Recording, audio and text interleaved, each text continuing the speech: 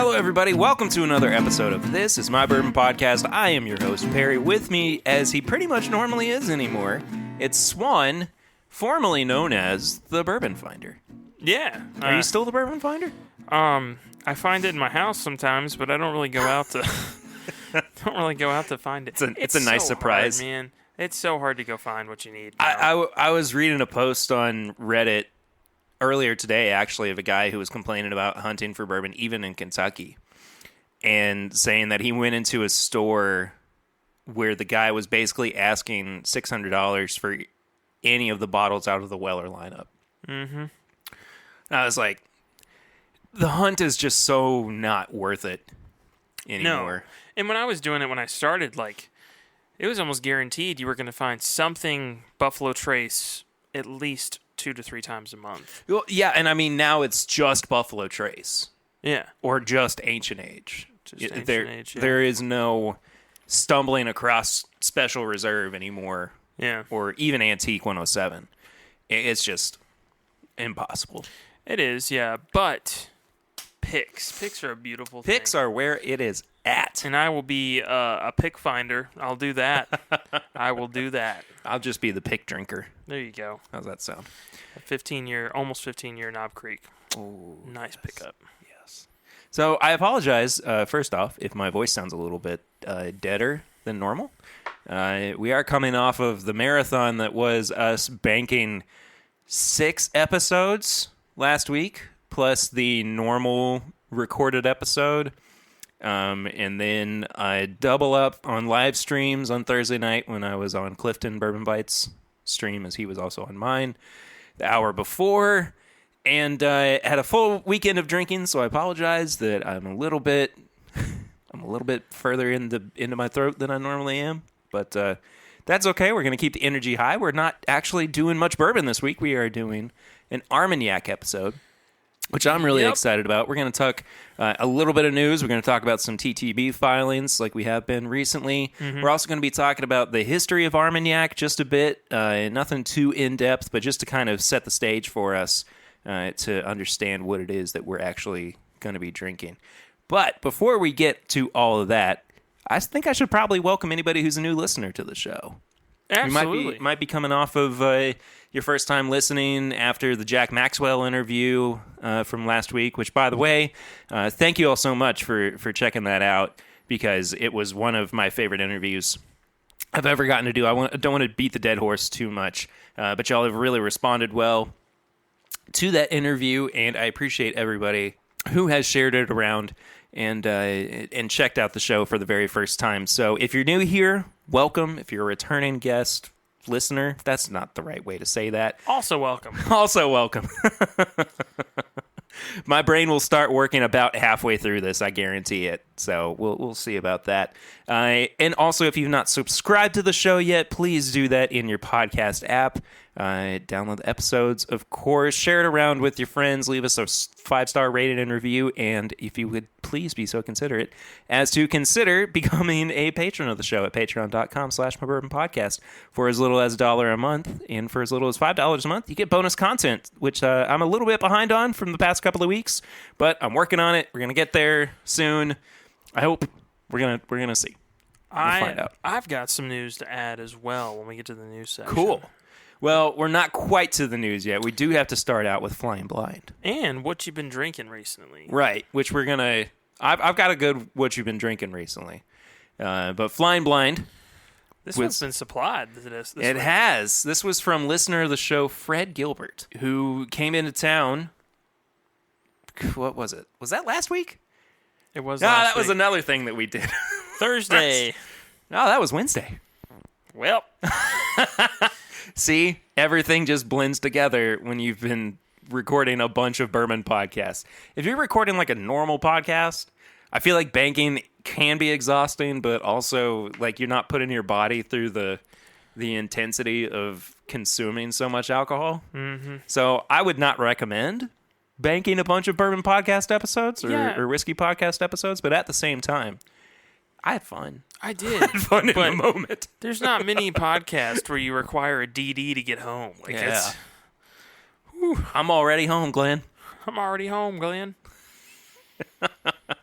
So yes, Fred dropped off this sample along with a few other samples for us as well. A couple of them we're actually going to be drinking this evening.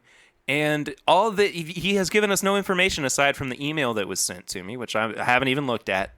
But there's a big letter O on these sample bottles. So I'm going to go in for a nose. Have you nosed it already, Swan? I have. I've been living in this nose, I'm going to be honest with you. Whoa, it's nutty. It is nutty. Nut City, population, this bourbon. Or whiskey, whatever it is. Sometimes Thanks to the new listeners. Yeah. Sometimes I just take a step back and pretend like I'm listening to the podcast, and I'm like, oh, wait, I have to talk. You were a listener of the show before you were a co-host. I did like 30-something episodes before I ever talked into a mic. All right, well, cheers, I suppose. Let's do it. Whoa. It tastes finished. It tastes finished, yeah. Whoa. That is different. I have no idea what that is. I don't either. I have no idea what I'm drinking. I'm having a hard time picking stuff out, too. I mean, it does have that kind of round sweetness that comes with like a port finished or a Cabernet finished whiskey. I don't even know if it's a bourbon. Find out if it's a bourbon. Yeah. Yeah, I'm not even entirely sure. Maybe it's a rum. It could be. Yeah, no, this definitely has the coloring of a rum. I would agree with that. It's got that sugary sweetness, too, that barrel-aged rum has. I mean, it's definitely got barrel finish. I'm not getting a lot of corn. I'm not getting a lot of malt. I think it's completely devoid of malt. Yeah, no real rye content either. So, I mean, either they've muted the flavors so much with like a finishing, or it's just not bourbon. But this is super, super friendly. Yeah, it's incredibly easy to drink. Yeah. I like it a lot. I'm having a hard time describing what flavor I'm getting. I know. It's really hard to pinpoint this. Honestly, at this point, if it's not a rum, it could be a rum finished bourbon. A bourbon finished in rum. It could be. Or maybe vice versa. I don't know. Do you want to find out? Heckin' confused. Got no idea what's going on. All right. From Fred Gilbert himself. Oh, wow. O is for Old Medley 12 year at 86.8 proof. This doesn't remind me of Old Medley at all. He says, hopefully you guys thought it tasted dusty. I think it does, in addition to being one of the most flavorful low proofers I've ever had. Plenty of people talking crap about it, as we've discussed. The more I drink, the more whiskeys I find that I love and many hate. I think that's where I'm having problem is it's so flavorful to not be high proof. Yeah. So I'm just really it's confusing. Because usually when I'm getting this level of flavor, it's up there. It's in Flavor Town. Yeah.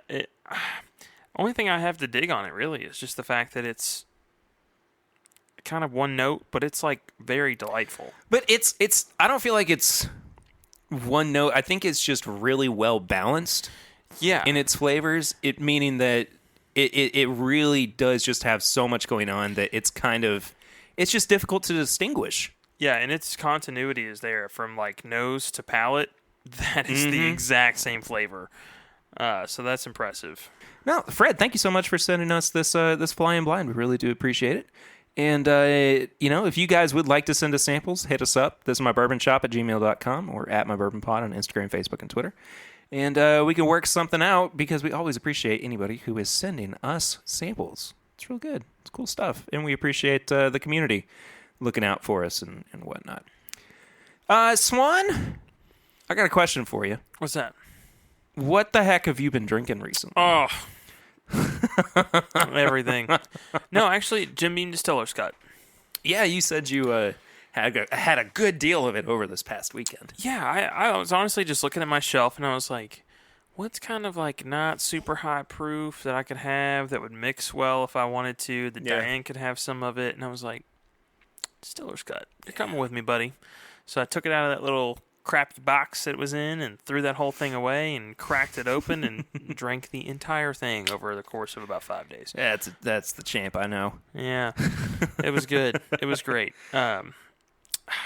Day drinking, man, it's a wild thing. It's good. It's good stuff if you can, if you can get it. If you don't have work. And if you don't do it all the time. If you don't have work, it's fantastic.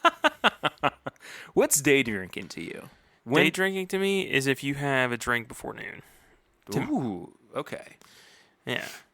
I mean, everyone says 5 o'clock. Realistically, I have a super weird schedule where I get up at kind of like a, 2.5 shift. Not quite third shift, but it's in between third shifts. Yeah. You got to facilitate that switchover. Yeah. So, somebody's 5 o'clock is my, 1. Sure. So really, it's not that strange for me to drink relatively early compared to others. But before noon, oh yeah.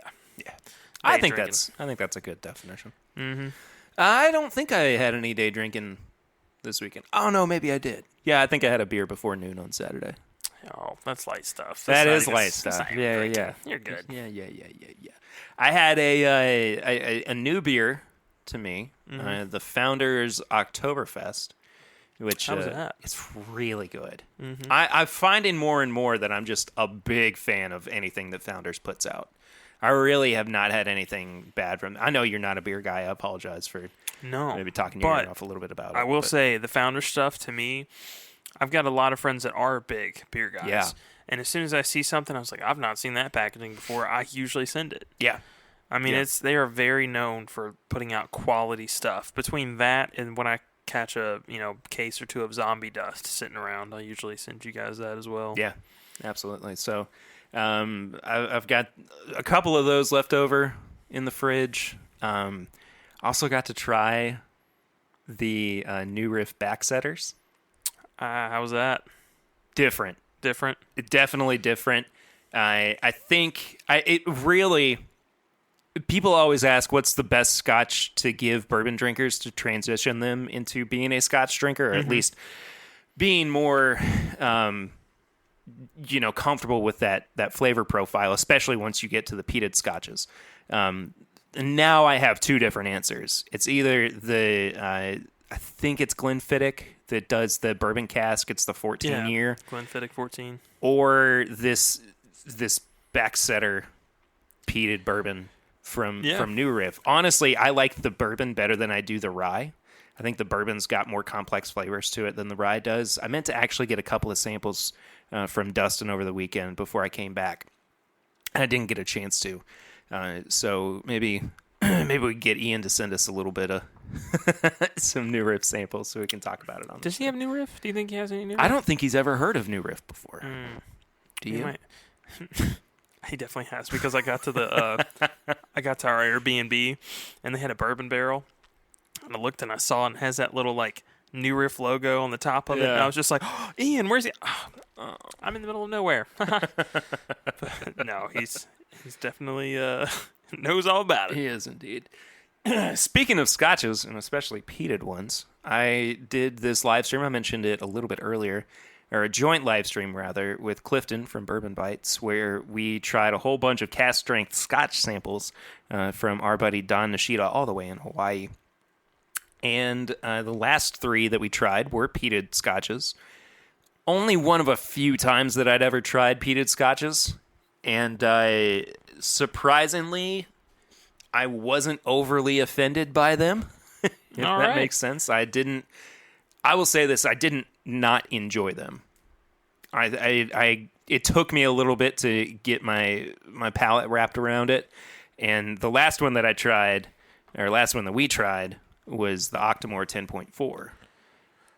And everybody always says that Octomore is the one that's either going to turn you away or convince you.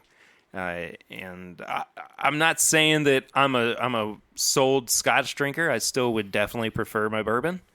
But if push came to shove, I don't think I'd be too upset about it. Yeah, I could see that. I'm terrified still. Well, that's a good thing, because I think we are going to be recording a little extra episode after we get done here where you try some scotches. Oh my God. I'm ready. Why did I sign up for this? I'm so excited. Why did I sign up for this? I made this idea. Well, let's hop into some news of the week. We got a few things that we need to touch on as far as releases. A little bit of big news. Swan, you said that you had something you wanted to talk about as well. I do. It just got announced a little while ago. Really? It's so new that I haven't even seen it. Yeah. I don't know how to pronounce this, but Bardstown Bourbon Company is putting out a new release called Distillaire. Finished bourbon. It's a collaboration with Copper and Kings. But it's Copper and Kings. But it's they know what you like. Yeah. Copper and Kings. Well, kind of, because it's another orange curacao, just like really. Yeah. So they're doing that, and look at the color, man. Oh my gosh, that is wild. That is super orange. Wow. Yeah. Wow. Wow. But no, that's another release that I didn't expect to see out of that. I had no idea. Some very, very interesting stuff. Yeah. Chad and Sarah just did a live stream this week where they tried a bunch of the finished Bardstown Bourbon Company. And as soon as they updated it and made everyone know that they've tried each one of them, they're like, let's drop a new one. Let's put a new one on there. So did they try the Armagnac finished one? I actually haven't. I don't know. I didn't get a chance to watch the live stream. Yeah, I got about 30 minutes in and something came up. You saw Chad today. I did, yeah. Went over. You should have asked him for a sample of Armagnac. I definitely should have. That's all right. Yeah. That's all right. We'll do something. We'll do a bonus episode on it sometime. Yeah.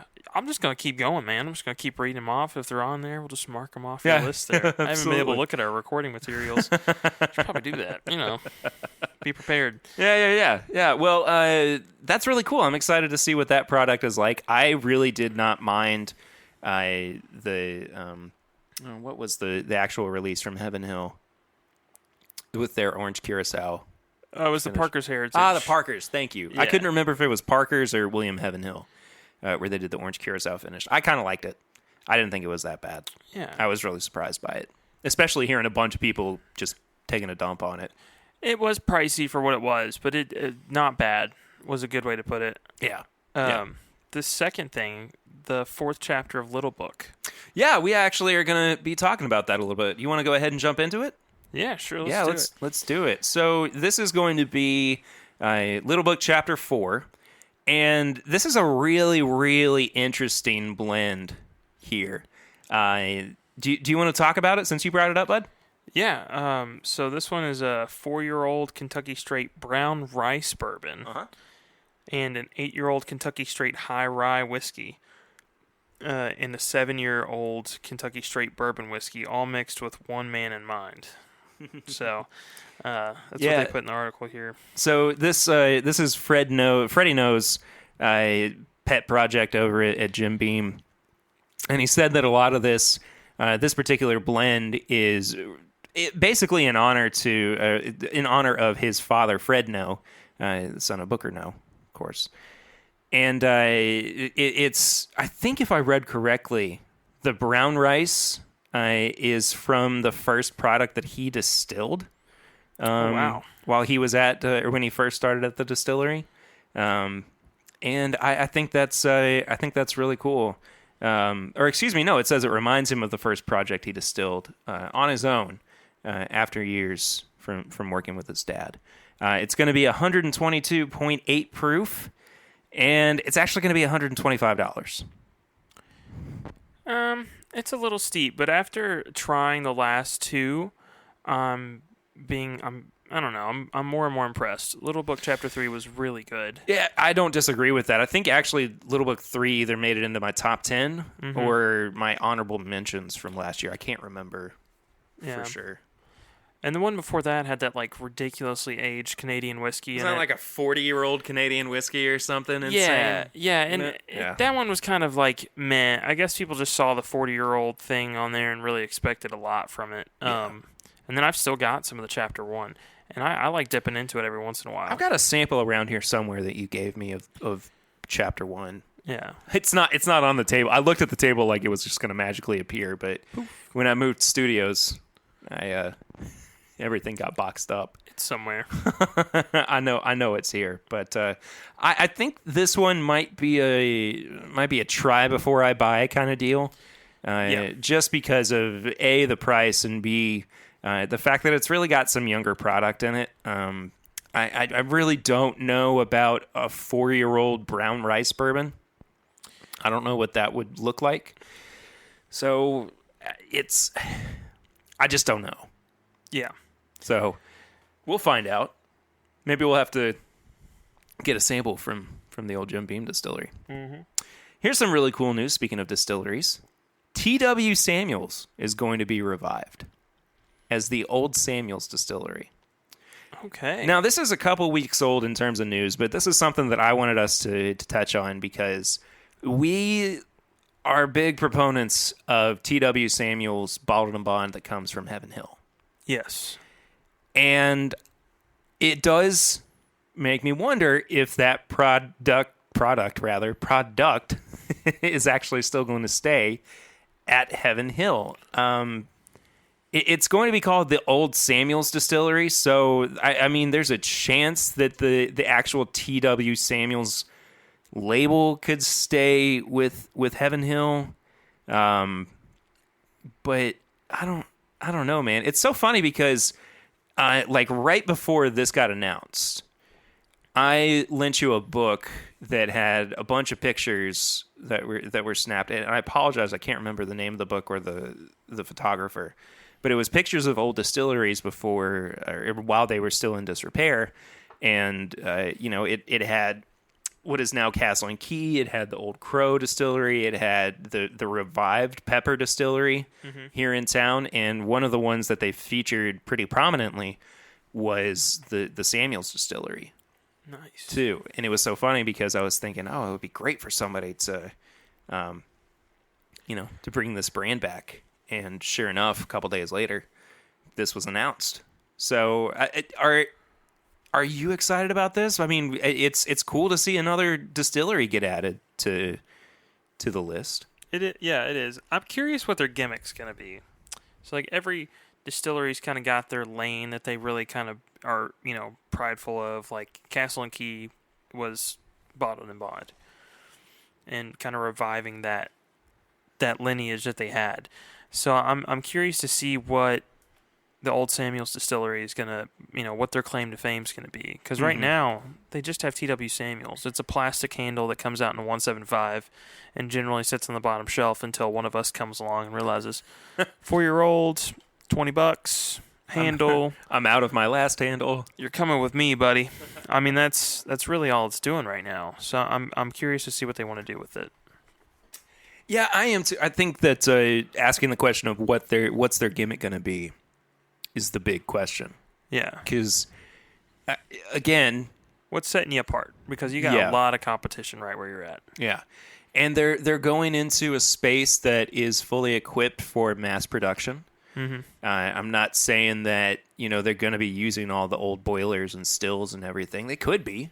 I think that would be really cool. To have basically a revived product of the past being brought back to life. That's not just, a label or something that's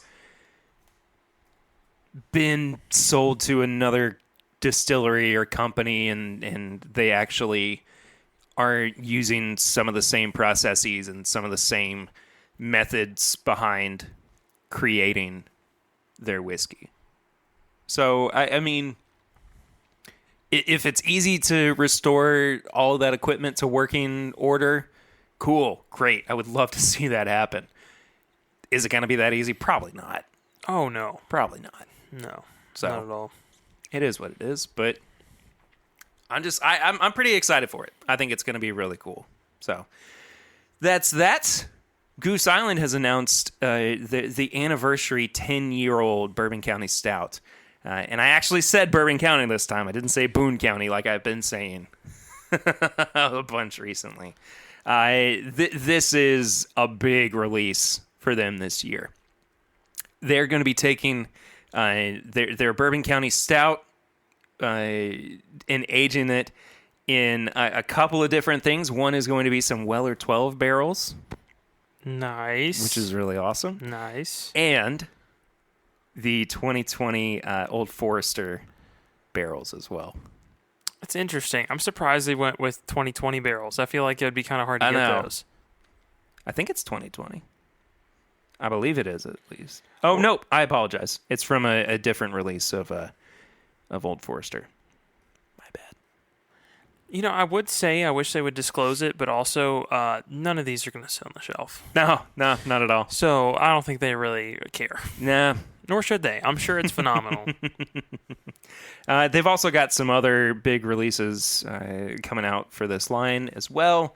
Goose Island Bourbon County Stout, of course, they're normal. The Bourbon County Kentucky Fog Stout, Special No. 4 Stout, Caramella Ale. I don't even know what that is.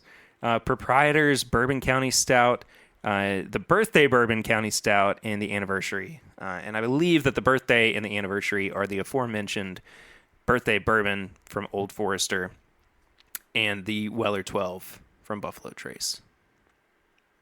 Yeah, That's all you, buddy. just checked it out. That is all you. I'll be hunting for these, or at least putting the word out to some folks.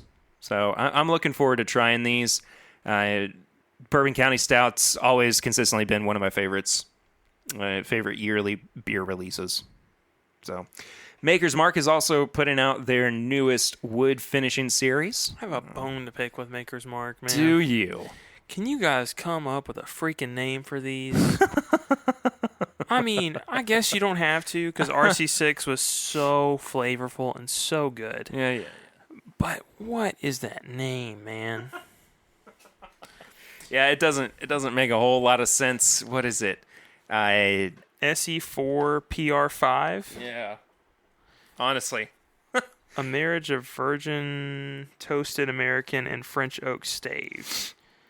But it does say that the distillery is going to be naming each annual release moving forward. Okay. Thank goodness, man. Thank goodness. So, it's going to be a blend of some different finished bourbons that they will put out. 55% PR5. Maker's Mark cast strength finished with American oak staves that have been cooked in a convection oven, I believe, at low heat with a longer toast to amplify vanilla. SE4 at 5 weeks. Maker's cast strength finished with French oak staves that have been cooked in a convection oven at medium heat with a short toast to draw out caramel. And then 13%, the last one was 32%. This one's 13%. SE4 at 6 weeks. The same SE4 stave as above with one additional week to draw out dark spice notes. Did they just look at like the old charter releases where it's like it's in Mongolian oak or it's in whatever, and they're like, hold my beer, I gotcha. I mean, they go nuts with just getting a very, very specific thing, and they even mentioned that they had anywhere between 60 and 100 trials of things. Yeah, it's pretty intense. 110.8 proof as well. And going to be about $60. I like, this is always one of those where I like the fact that it's a pretty affordable limited release. And it's not all that hard to find. It really isn't. By the way, I apologize taking a quick break from the news. To set our palates for the Armagnac, we are actually drinking some cognac too. We'll keep this around to kind of compare between the Armagnacs and the cognac as well. Vasop. This is VSOP, Courvoisier. I'm probably butchering that. I apologize. This is an 80 proof product of France. And, I don't know much about cognac other than what I've learned by doing my research about Armagnac. So, well, see, here's the best part about this episode is generally I try to bring something to the table. Like I read up. You had nothing. Read some articles. I'm coming into this blind. Yeah. No glasses on. You're flying blind. Exactly. Yeah. So just one ginormous flying blind. Anyway, back to the news. I am looking forward to trying this. I don't know if I'll buy a bottle, but I will definitely be on the lookout for it. So, could be really good. So it is going to be, as we said, 110.8 proof. Going to be released in September, so coming up real quick. And I'm really excited to see what's coming from there. Maker's 46th Cast strength is also something that we should be on the lookout for at this time. Going to be, I believe, 109.6 proof, but it kind of varies. $60 as well, and it's gonna be out there for the general public. This one's a hard pickup for me. I don't have any problem with picking up a bottle of the 46 cast strength. No, and I think that this is a long time coming staple that we just wanted. I mean, everybody's been waiting for this. Yeah. And it's something that's been kind of teased for a while too. I mean, it has been available at the distillery for a long time. It came out in that little gift set last year as well. But it's nice to see that it's going to be not widely released. It is going to be limited edition, but still it will be out there in the world for people who maybe aren't able to get to the distillery all the way out in Laredo, Kentucky. And I think one thing to point out about this is I'm excited that this is going to be an accessible, almost like a pick for people. So there's a lot of people that really hinge on getting some interesting, what are they called? The picks that they do with the different staves. Oh, the private select. Yeah, so not everyone gets the private selects. We're very fortunate in Kentucky where sometimes you'll walk into a Total Wine and they'll have 3 or 4 for you to pick from. Yeah. So this is kind of just a new thing for people to get into and constantly see on the shelf. So we're going to be moving into some of the TTB labels that have been approved by the government over the past couple of weeks. And the first one is the Widow Jane The Vaults, which is, according to this label, a collection of their oldest and rarest. This particular product is 15 years old and 99 proof. It says it's distilled in Indiana and Tennessee, so it finally looks like Widow Jane got their crap together and are actually saying... Blended and bottled by Widow Jane Distillery, Brooklyn, New York. Distilled in Indiana and Tennessee. Woo. Look at that freaking clarity. Oh, it's a beautiful sight. Finally. And it's something that we've been talking about for a while, too.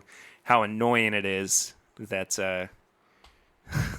they haven't been as clear on their labels. But. Now, this is cool. I do like this. They didn't put this anywhere else, but in the 2020 edition of the Vaults is a marriage of 15-year and older bourbons, painstakingly selected from our own extensive warehoused stock, finished in unique Appalachian oak casks. My bad. You got there. Yeah, we have an audio medium. It's fine. Using 5-year-old air-seasoned wood instead of the usual 1 to 2 years.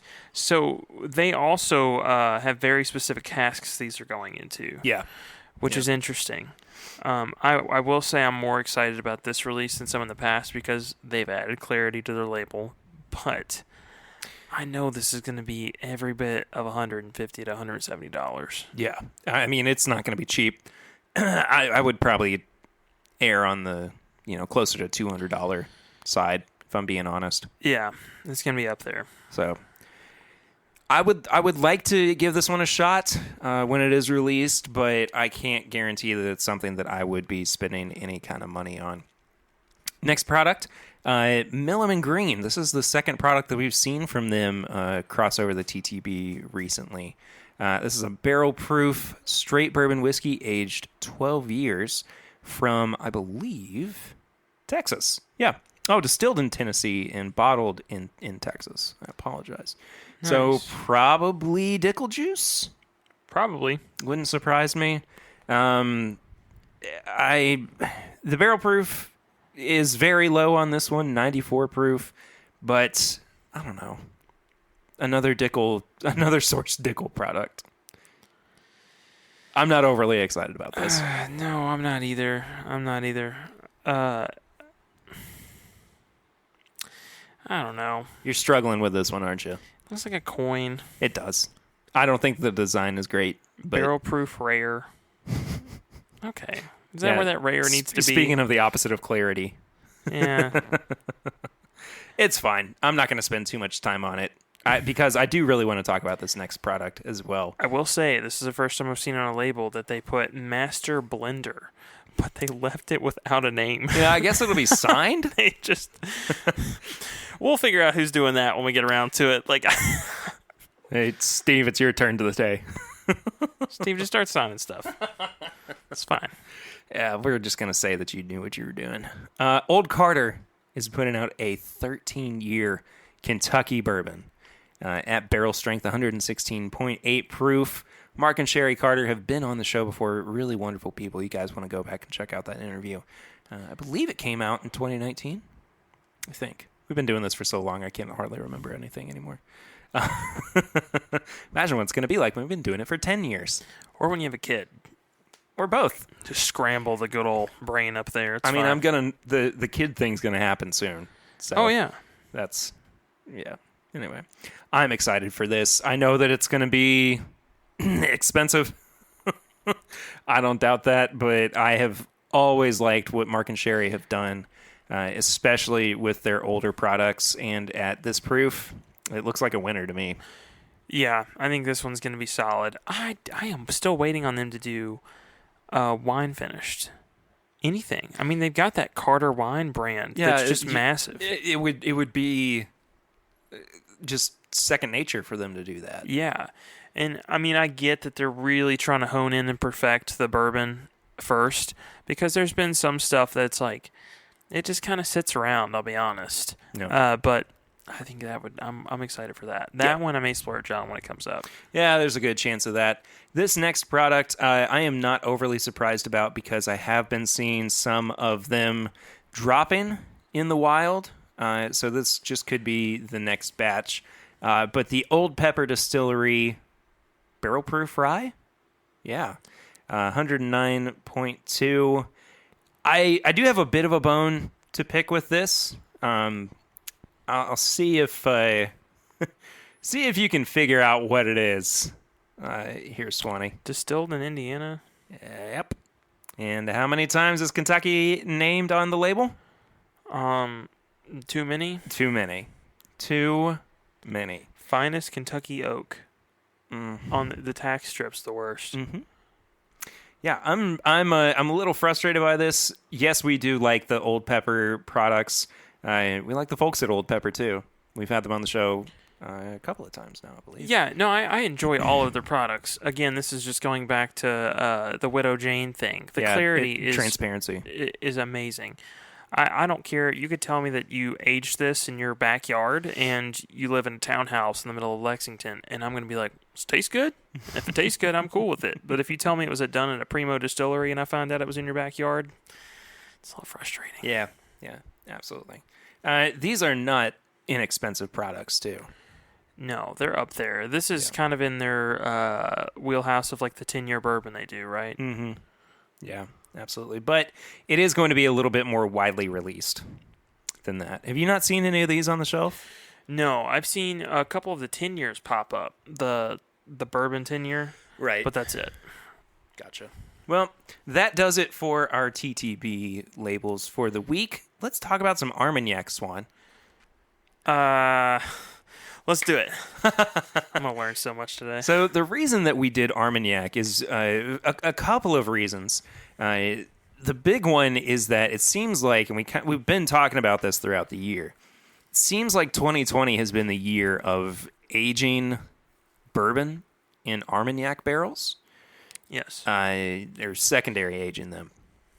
And so I wanted Swan to kind of get a taste, a literal taste for Armagnac, and to see what this is all about. We have been sipping on this cognac a little bit too. Well, you have. I've not touched it yet. I'm scared. Oh, have you not? No. Oh, well, I'll give you a chance to drink on that while I kind of give you a bit of a rundown about what Armagnac actually is. It is classified as a brandy, technically. It is distilled from white grapes. You didn't have a very good reaction to that cognac. Oh, it's just different. That is a finish right there. It's mostly sold and made by small producers. It has to actually come from the Armagnac region in France, too.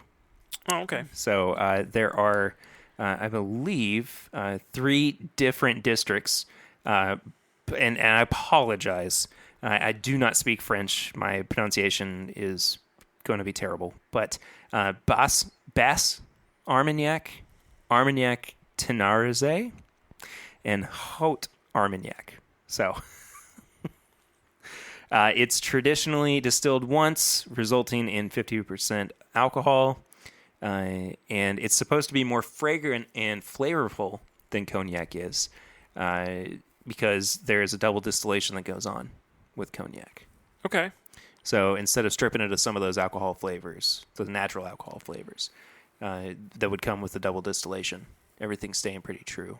Okay, so they're kind of doing like the whole uncut, unfiltered thing with their distillation process as opposed to just like getting out the barrel chips. Right. Yeah. Okay. But it's it's still proofed down for the most part, it seems like. Okay.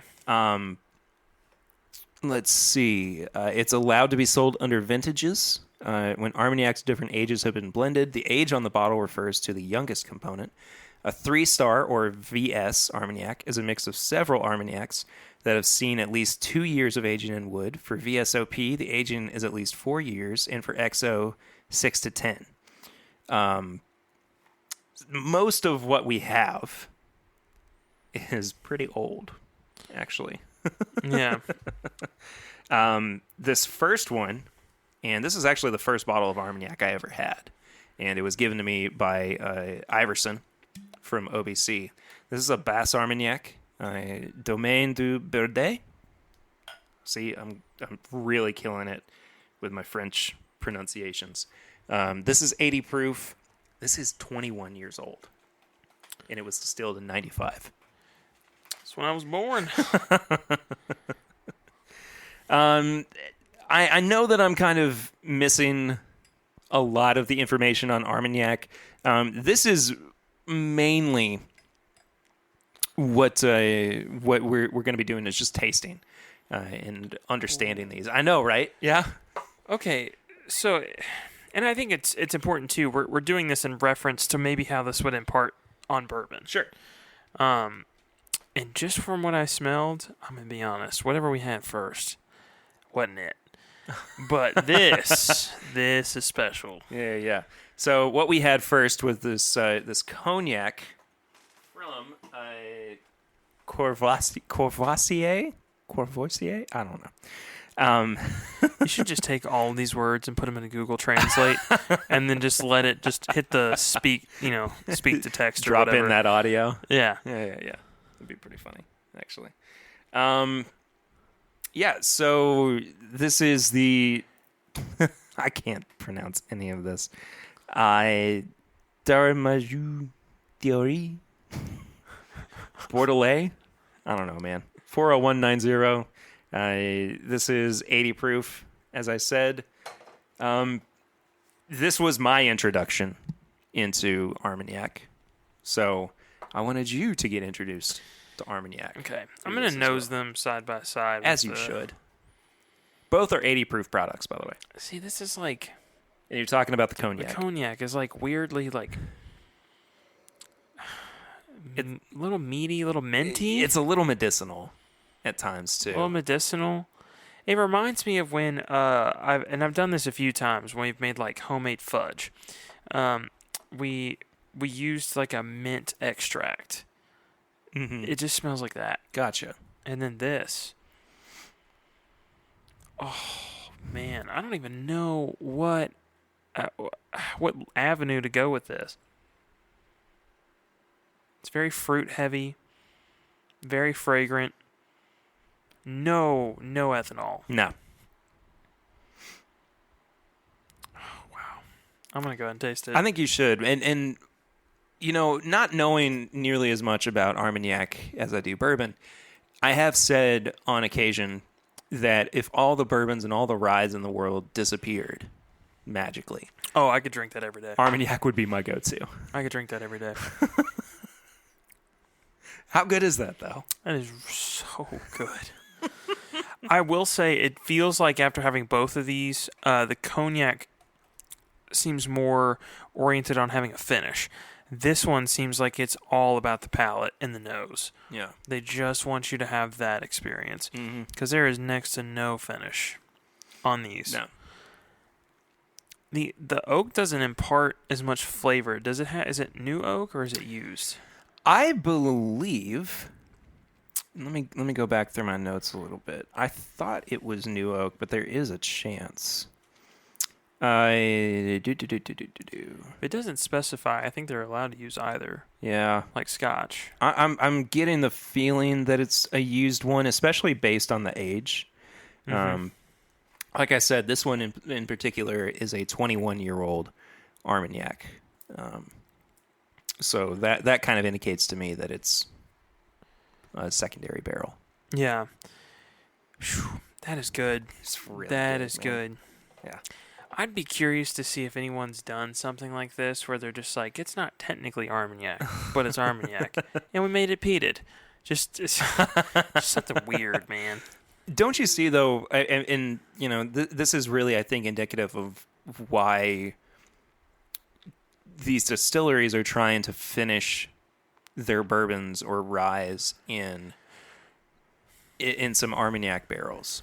You're taking something that's inherently more spicy and kind of mellowing it out Yeah. with a much fruitier complexion on the palate. And I think that it really does allow for there to be a layer of complexity that either can, kind of impart on the other. Yeah. And another thing that I'll say with this, I love it at the proof point. And it makes me wonder if some of these bourbons that are coming out that I always want to see at like a super high proof point, do they need to be there? Sure. I mean, because Sure. I feel like this at 80 proof, I really enjoy it. I could even see a Basil Hayden doing an Armagnac and me getting a I little wouldn't hate excited. that. Yeah, I'd get excited about it. Yeah. Because this is very, very welcoming at the proof point. Unlike their 10-year rye, which I have seen absolutely everywhere for a limited release, it is sitting. Do you want to try a little experiment? Like, sure, let's do it. This is something I've been wanting to do with wines as well. Adding a little bit of a bourbon to what the secondary finish would have been, Mm-hmm. and seeing what it actually would taste like. Okay. I'm looking at it because it's right there, but I'm thinking rare breed. Do you want to do it with this one, or do you want to do it with one we got a little more of? I think we could do it with all three. Oh, yeah, buddy.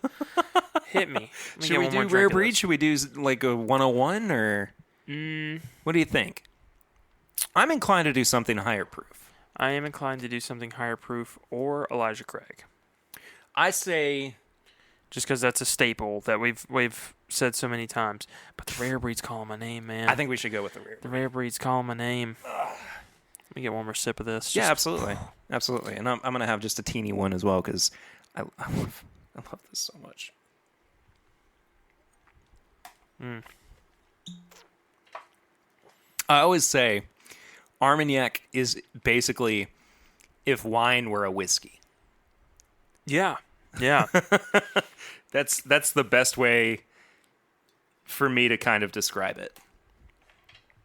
So I went basically what would equivalate. That's the second time in a week I've said that. Equate to like a splash of the Armagnac. So I went about an ounce with the rare breed. All right. Either way, I'm excited. Me too. Let's let that live for just a second. Just a Mix it just together. a hair. I guess we should talk a little bit too about the difference between cognac and Armagnac. I know we kind of touched on it a little bit, but if you're interested in hearing some more Oh, I'm trying to background. learn. Yeah. So this is from vinepair.com. Cognac and Armagnac are both French brandies made from white wine grapes. Unsurprisingly, cognac is made in Cognac and Armagnac is made in Armagnac in the Gascony region. While the two carry similarities, they also have some differences. Both Cognac and Armagnac are made from a shockingly undrinkable wine. However, Cognac typically only uses the Uni Blanc grape, while Armagnac uses 3 additional grape varietals: Follet Blanc, Colombard, and Baco Blanc. This thin wine is then distilled for both brandies. Cognac goes through 2 rounds, and Armagnac only goes through 1, as we kind of said before. And that's basically what changes the end product. That's funny because it seems like we had too much corn in the United States, so we distilled it. We made alcohol. Yeah. They made this shockingly undrinkable wine. They're like, what do we do with it? I'm like, Let's do knock something the proof with it. up. So at least if I got to drink it, I'm getting drunk. And now we both enjoy them as spirits that are just wildly identifiable to the region. That is nuts. Here's something really interesting, too. While you can technically have unaged Armagnac, there's no such thing as unaged Cognac. I guess the wine itself is aged? Well, the distilled spirit is aged. Oh. Yeah. From the wine as they distill it and crank it up in proof. Then it is aged afterwards. I'm going to be honest, I just don't like it. You just don't like the I Cognac? just don't like it. That's fair. That's fair. I just don't like it. I've got a funny Cognac story, though. And that's actually the reason why I have this bottle. Okay. So, it was before Lucy and I got married. And my grandfather on my dad's side had passed away, and it was in that period kind of where I was still having like dreams and thoughts about him and everything. And I had this dream that I was walking into his house with this. It was bigger than a handle. I mean, it was just this massive bottle of cognac. And he just looks at me and goes, "Oh, is that for me?" And is just so excited about it. And my grandmother, like, he's like looking at me. My grandmother's behind him, and she's just looking at me, shaking her head, going, no. And so I thought it was one of the funniest things. And my parents actually got me a bottle of this for our Stock the Bar party, which, by the way, if you're getting married, Stock the Bar parties, amazing, especially if they know that you're a bourbon drinker. Yeah. It's good stuff. I got some great bottles from that. I can't even remember them all. I'll have to go back and look through it. Anyway, that's why I have the cognac. But Gotcha. have you tried this little blend yet? I have not. No, I nosed it. I'll be honest, on the nose, okay, it's doing better now. It's made it fruitier. It made it fruitier, but it didn't blend well. Like, I get ethanol and then fruit. Wow. But now it's definitely more, like, cohesive. It's kind of like an oatmeal raisin cookie. Yes. Oh, I really like the nose on this. I also like that we took something as high quality as Rare Breed as our kind of base bourbon. Oh. Son. That's... Woo. Oh, I'm on board with that. I'm on board. Yellowstone, you got me. I'm buying you. I am. You're buying the whole distillery? Nope. You're buying Stephen Beam out of his shares? I wish. That'd be kind of cool. What about Stephen Fonte? Him? Yes. Life savings I'd spend on that man. He is just a gem. You're not buying him. You're buying him out of his shares in the company. No, I'm buying him. He's amazing. All right, fair enough. Just want to hear him say, like, sensational, just wonderful. Just describe every whiskey to me. What's the word that... effervescent. Effervescent. Effervescent. Behind that thick southern mustache. Good stuff. What a human. This is delicious, by the way. It is, man. It so is. Good. And I struggle with it too because I was like, maybe we should do Elijah Craig because I don't feel like Rare Breed needs to be messed with. It's so good by itself. I don't think that it does either, but I think you're taking this high quality, high proof spirit that can already stand well on its own. Not that Elijah Craig can't, but I think that if we did blend something that was similar in proof, it wouldn't be able to impart flavors one way or another in the way that this has. With Armagnac being inherently low proof, I think that it just screams blending something with a higher proof to balance it out. Because think about it, you're taking a cast strength bourbon and finishing it in a barrel that housed a low proof product, a low proof spirit. Yeah. So you want that balance. You do, yeah. Or maybe you do. Maybe I'm just... I love this, man. And this is just blending. This isn't even finishing. But yeah, it's really good, though. It's so good. If I was a bartender, I wouldn't make cocktails. I would just like blend it together, and it's like, this is a cocktail. It's fun. It's all good. Just a splash of Armagnac and your rare breed there. Throw a not maraschino cherry, like a natural cherry in there. Yeah. Just call it a Manhattan. Swan Hatton. Yeah, Swan Hatton.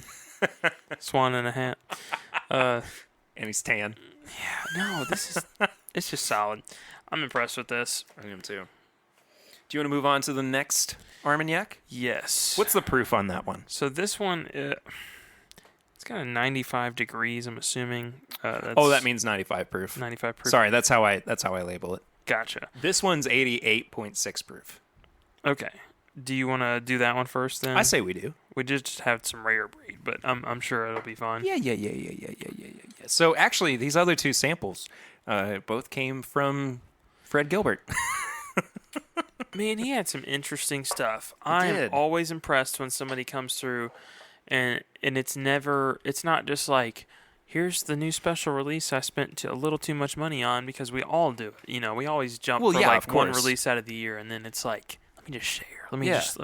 I'll introduce this to everybody. But I like doing that too. What he did with just weird stuff, different weird stuff you never would think to actually buy at any normal capacity. And his tasting notes are phenomenal.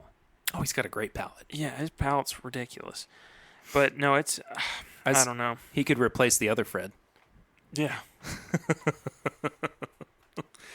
Fred v. Fred. Let's just get him and then Freddie Johnson and Fred Minnick all in a room, and then just throw in 6 boxing gloves and just go fight. I don't want that to happen to any of those people. In a big bottle of whiskey. I don't want that to happen to any of those people. Yeah, me neither. I never... Then why'd you suggest it, Swan? Don't worry about it. All right, this one? All right. So do you want to... I have the sample bottle. This is... Oh, my gosh. Lujan? Vintage 2000. Boss Armagnac. 19-year, 88.6 proof. So slightly younger than the one that we just had.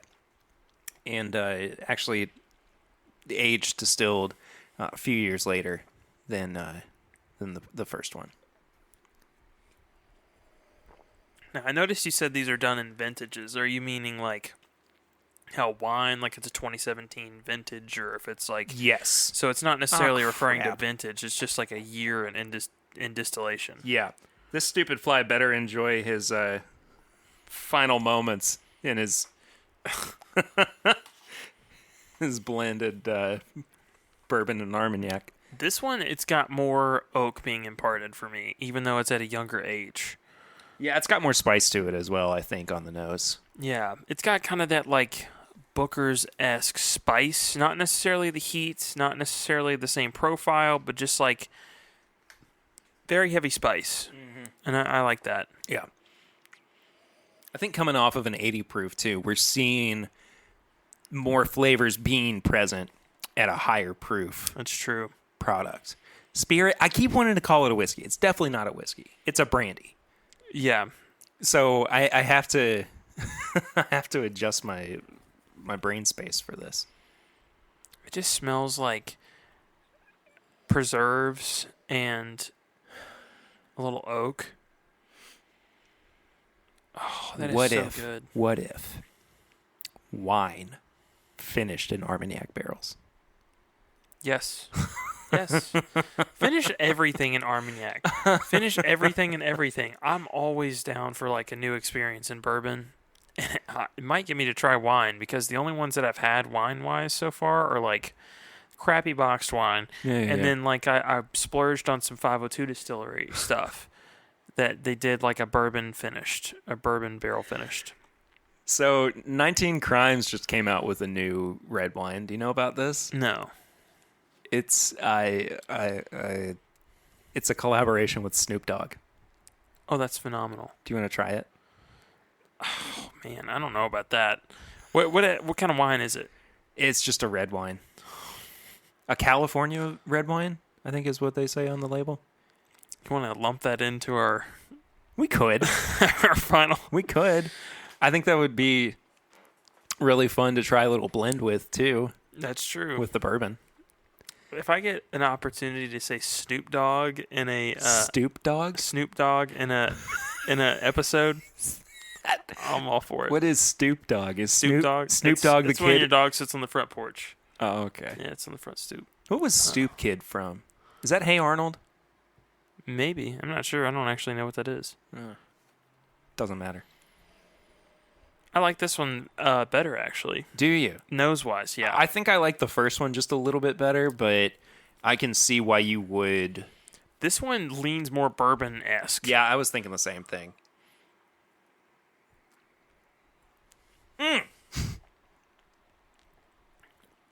And it drinks more bourbon, too. Oh, for sure. Wow, that is good. Oh, this one has a finish. This one has a great finish. This one has a finish. The last one did not. I like this a lot. A lot. I will say it's very hard for me to pick out flavors because if you're looking at like a flavor wheel, they basically took the flavor wheel, put a little slit in it, folded it in half, and then made another half of the flavor wheel. I mean, it's just...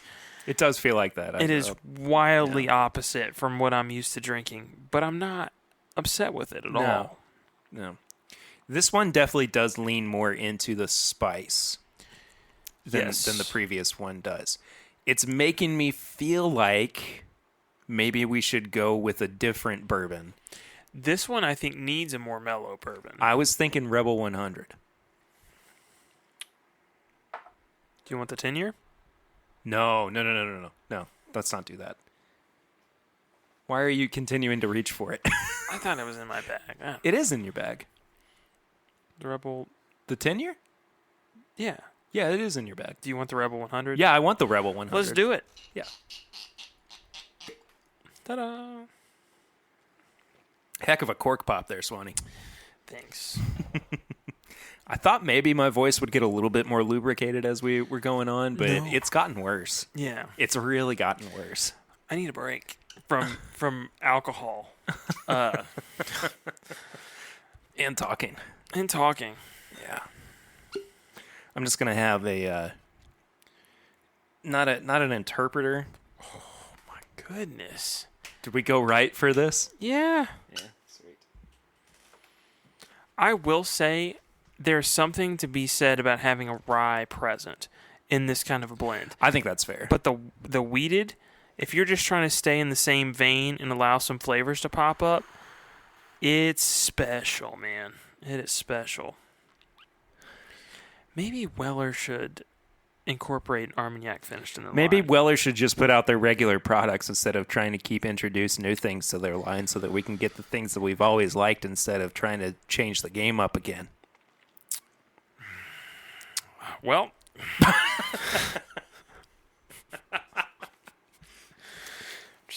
I'm just saying. gonna drink with the cats over here, I'm you know. Come here, Burley-ass. I like this. I do too. I do think it's much more mellow It is much more than the mellow, first yes. one. Oh yeah. But I still think it's got a really inviting quality to it. I will say the nose is interesting. I don't get much on the palate.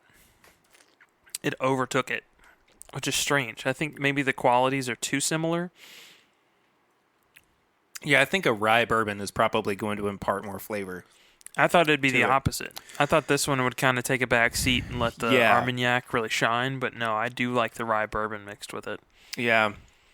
We probably would have been fine just going with the rare breed again, Yeah. to be quite honest.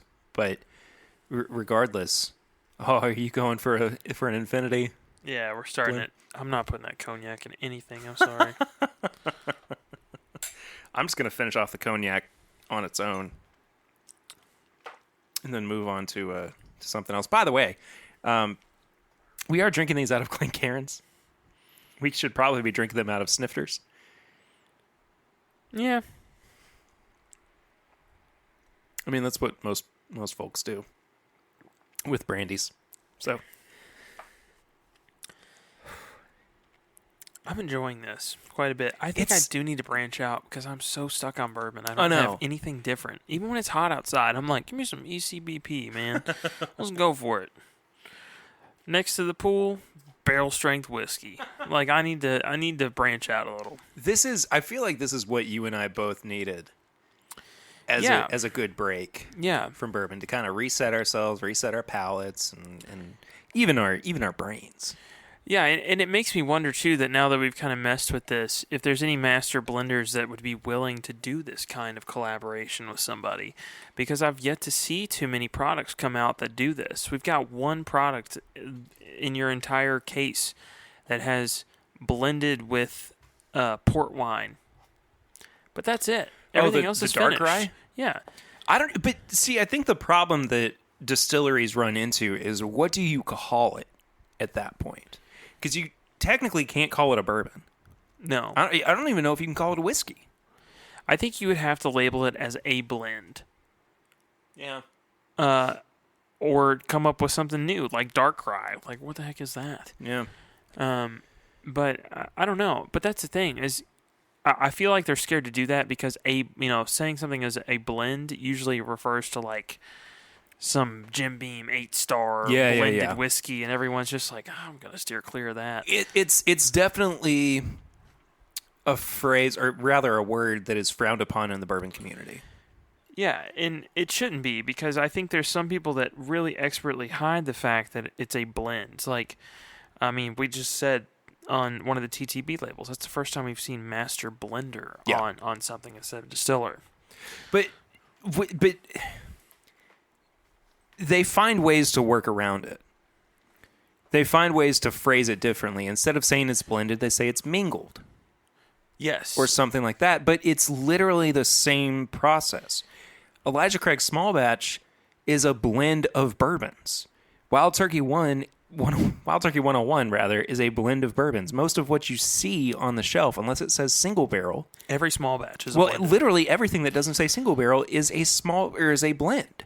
Yeah. Because unless they're putting out one single barrel, which is technically a small batch if you are looking at it from a technical standpoint,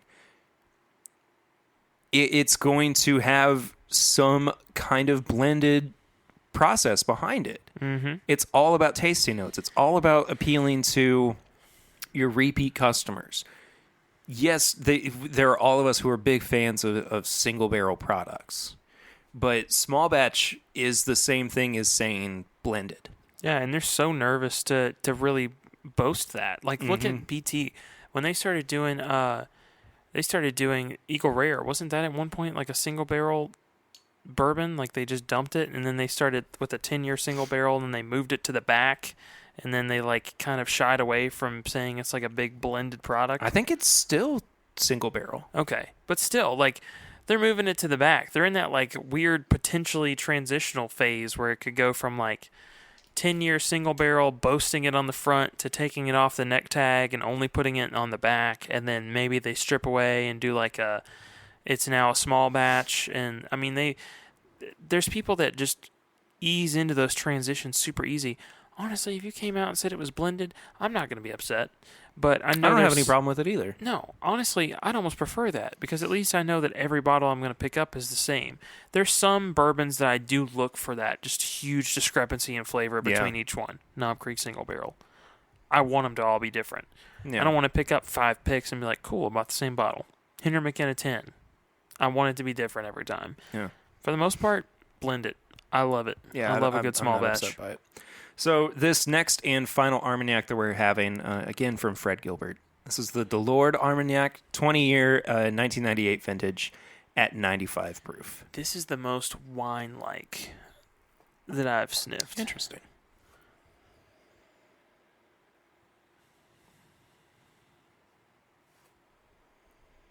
Yeah, it is a lot more floral. Wow, it is floral and sugary sweet. Yeah, it is very sugary is what I'm picking up mostly.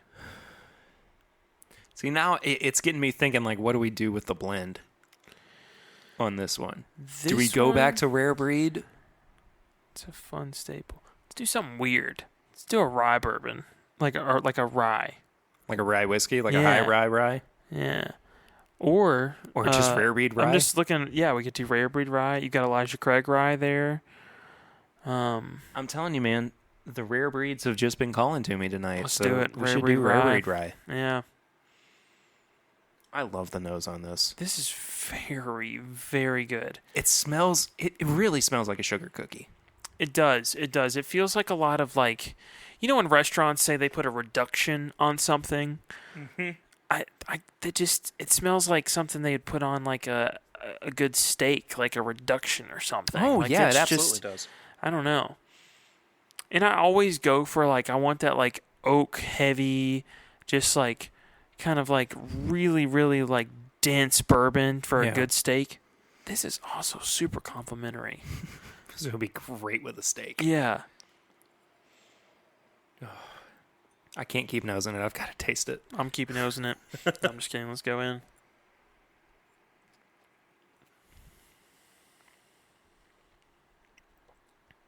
Oh my goodness. Wow. By far the most complex we've had. Yeah. This has a very shifting palate from middle to end. Mm-hmm. Finish is not super strong. Very, very, like, you can tell it's wine of some sort. Yeah, I mean, it has... It is very reminiscent of a wine. Yeah. You can tell its origins. You can't pronounce them, but you can tell. Yeah, absolutely. You can see where this came from, for sure. I wonder if this is the equivalent of like a grain forward bourbon. Maybe. I don't know, but this is also a 1998 vintage, I'm learning. And I mean I don't know. Yeah.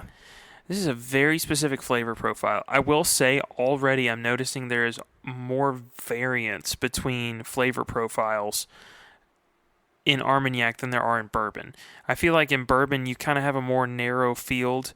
And I've seen a lot of people that are like whiskey tubers that do both Scotch and bourbon say bourbon's kind of like, the color spectrum on what we can see. It's super small. Yeah. And then Scotch is just this like the entire color spectrum we can't see added in. It's got so much more variety. This is no different. It's in the Scotch territory where it's like it's got a huge variety of flavor, which I'm perfectly fine with because I love a good strong like meaty bourbon, savory qualities and stuff. But it's not earth-shattering different than something, on the opposite end of bourbon. This is just way different on every pour. I have really enjoyed all of these, though. Yeah.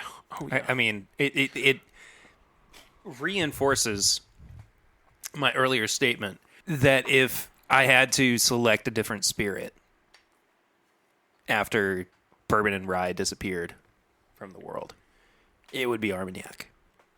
Absolutely. I can't deny it. I just can't quit you, Armagnac. Do they? I'm really tired. Yeah. Do they ever bourbon finish Armagnac?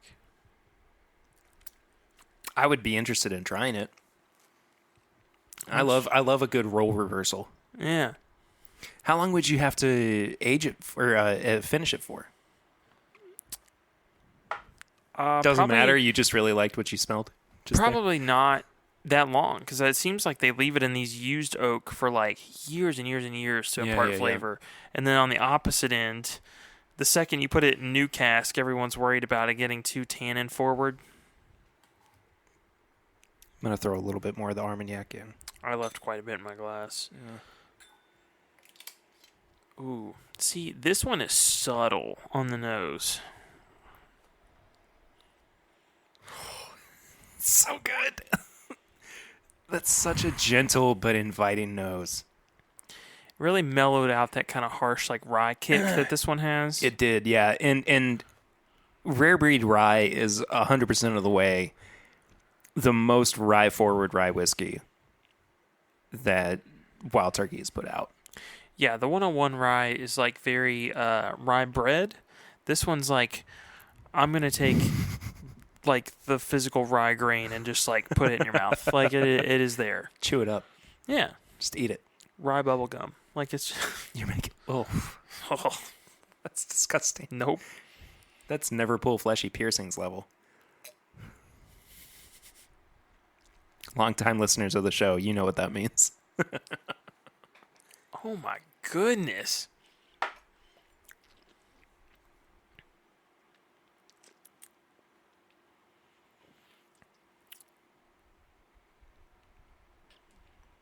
That one's like a pinball in your mouth, man.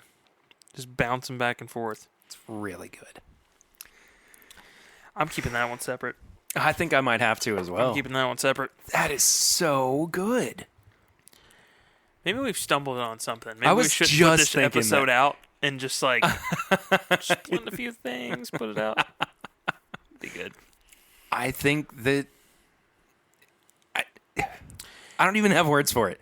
Like, this is something that I've been thinking about doing anyway for a while with bourbons. Mm-hmm. And taking a couple of drops of red wine, dropping it in to simulate finishing, and seeing what happens. I think with this... It's one of the reasons I wanted to bring the Snoop Dogg wine out. Yeah. But it's fine. I Whatever. think we should do that another time. Just full dive into that one as well. I'd be curious to have a follow-up episode to this. Just a proposition here. What if we did a couple of blends, and then we took them and had Dixon back on Oh, gosh. to try them? Dixon's going to be on the show here soon, actually. Yeah. Could you imagine sending him some Armagnac bourbon blended things? See what his perspective is? He would either be all about it or just punch me right in the face. I mean, hey, that's a risk, man. You could do it. You could do it. I'll take it. I wouldn't mind doing that with a couple of these. Yeah, I think it'd be interesting. And, maybe there's some weird logistic that we just don't understand about blending two separate spirits that are very defined within the market together.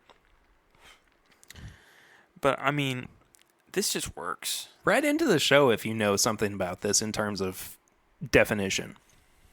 Because this has been really something that I would like to reach out to other people to understand their perspective on it. I'd call Fred Minnick right now. Let's do it. Yeah, I'm just kidding. No. It's 7:30. He's winding down for the evening. No. I would not do that to Fred. I also wouldn't put him in a boxing ring with Fred Gilbert and Freddie Johnson.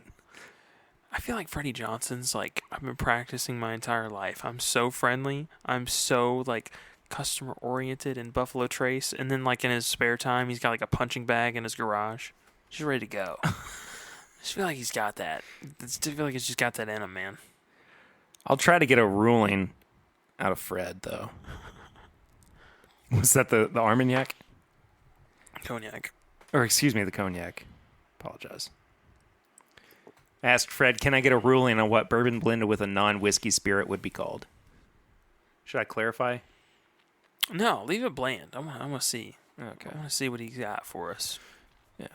We'll see if he actually responds. We'll come back to it here in a little bit. This has been a really fun episode. This has, man. This was nice to kind of step away from what we normally do with just tasting a bunch of different stuff that is in our basic wheelhouse.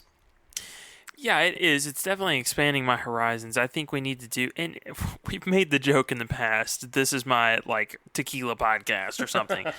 But genuinely, I think it might be worth doing because they have a lot of bourbon-finished tequila right now. Yeah. And maybe that might be worth trying because my experience with tequila is basically just getting a sniff of the Prestige or, like, whatever brand that's, like, super bottom shelf, $8 for a handle.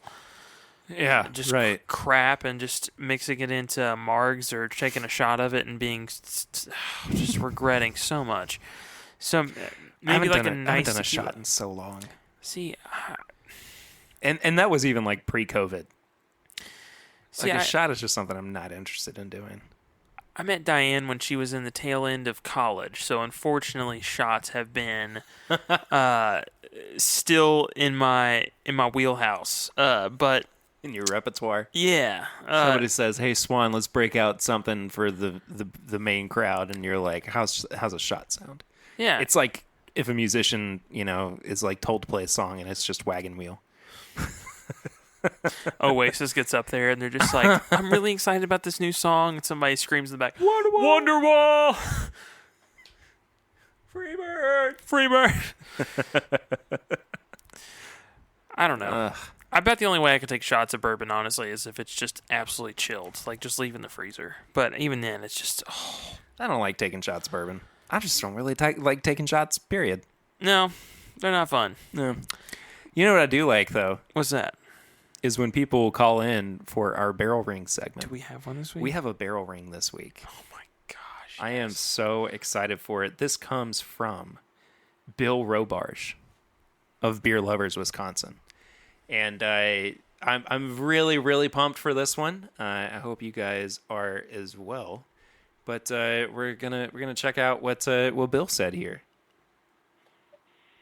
Hair Bear, Swan, whoever else is listening. This is your friend Bill over in Wisconsin, Beer Lovers of Wisconsin.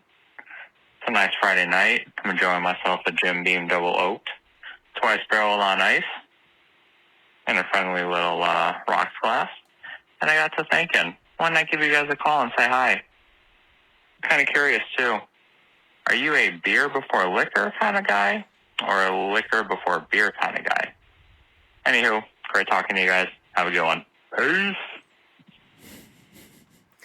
Beautiful ending there. It's great. To his question, if you couldn't understand, just in case, he asked beer before liquor or liquor before beer. It doesn't really bother me one way or another. I mean, I've tried it both ways. I don't have a preference. See, You just don't drink beer. Yeah, I just don't drink beer. You've always been into the hard stuff. Yeah. You're like the guy who does heroin who's never tried marijuana. Just started with the good stuff. Yeah. No. Never looked back. Yeah.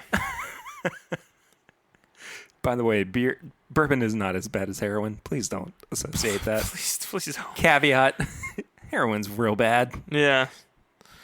Need to put an addiction hotline number below. now. Yeah. Gosh. All right. I really don't have a preference. I like a bat and a ball, drinking a beer and a bourbon at the same time. Sidecar, they call it too. But honestly, it doesn't really. I just don't have a preference one way or another. Yeah. No, I'm honestly the times that I have had beer, I usually I stick to one. I just all beer or all liquor. I don't do either. You've always had like crappy beer though. Yeah, I don't want to waste anybody's good beer when I don't enjoy it, you know? It's awfully kind of you. I just can't. I don't know. It's not for me. Well, if you would like to call in for our barrel ring segment, you can do so at 859-428-8253. You can leave us a voicemail, and we will respond to it on the show just like we just did. And that means now, Swan, it's time for our famous segment that everybody loves and tells us that they love on many different platforms, Tips and Bits, where we recommend things to people, not always bourbon related, but sometimes it is. Do you have any tips and or bits for the listeners this week? Tips and bits. Yeah, so I have a fairly I'm getting text messages right now. But it's my job is very high-paced, kind of can take over your life if you don't let it. I've not taken a vacation in 8 years. It's the first one I've taken. If you get the chance, take a vacation and just put your phone down, get away for a minute. It is the most wonderful thing. I intentionally rented a place that had crappy cell phone signal with no Wi-Fi and literally just had a cat and a DVD player with a few DVDs. I watched The Hunger Games. The Hunger Games are fine. They're not my favorite, but I watched them. Highly recommend just a getaway time. I mean, it's nice. Once a year, just go out in the middle of nowhere and just chill. It's so relaxing. It's definitely something I'd recommend for everybody to do, especially if you live in a big city. If you live in a giant city, just take the time to get away for a few minutes. It's been a while since I've had a getaway where I haven't had my phone on me. Yeah, it's so nice. I wouldn't be opposed to it. Mm-hmm. I think that's what's going to be called fatherhood here in a few weeks, though. Yeah. For me. Yeah. She hit 33 weeks on Friday, man. Mm-hmm. We're really in the home stretch now. Yeah. I mean, 4 or 5 weeks from now, could be a new Papa Ritter on the scene. Yeah. So, not having a phone is just going to be me changing poopy diapers. Yeah. No, I'm excited for you, man. It's going to be. I'm pumped too. I think it's going to be an adventure for you that no one can properly prepare for. No, as much as you get the stuff for the kid and the clothes and the diapers, and you're just ready, and you've learned how to change a diaper. You're literally so fast you can put a diaper on a watermelon. All that's great, but I'm sure it's just one of those things. It's you just don't know till you know. So I'm excited for you. I'm pumped for it too. It's just I'd hope so. You're in it, man. I don't have any other. There's no taking this one back. Well, I'm going to recommend something that I just discovered over the weekend as being a thing that I didn't know I needed in my life, but here I am in a world post not knowing that this existed. The Baconator Pringles. Yes. I woke up Friday morning feeling like everything was fine. This is the world that I exist in. And then by the end of the day, I knew that Baconator Pringles existed. Mm-hmm. And to quote a great lyrical genius, my life got turned upside down.